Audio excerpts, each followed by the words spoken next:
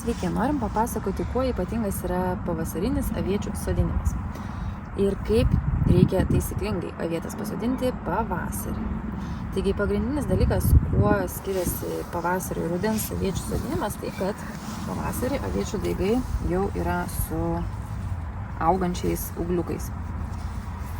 Čia tiesiog turiu tokią jauną šaknelę, bet parodysiu, kaip pasodinti avietę, jeigu turite avietės daigą su tokiais ūgliukais.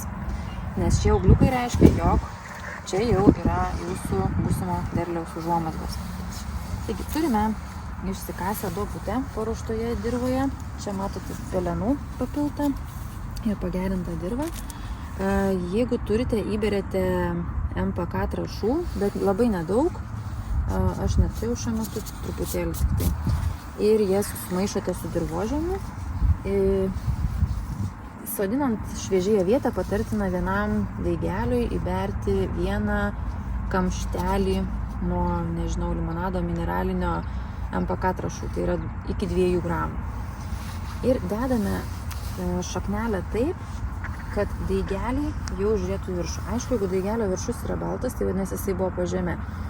Jeigu jau yra pakeitęs spalvą, čia šiek tiek jau yra toksai, čia pavytęs, aišku, bet nieko tokio, vadinasi jis jau buvo išlindęs iš po žemės, tai taip ir bandome pasodinti, kad ten nebūtų per didelio streso.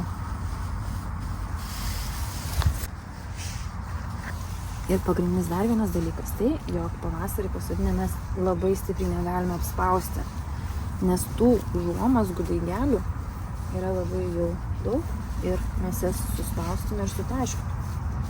Bet avietės yra gajos ir jos tikrai pigis.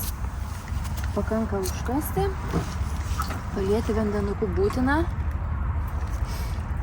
kad išeitų oras.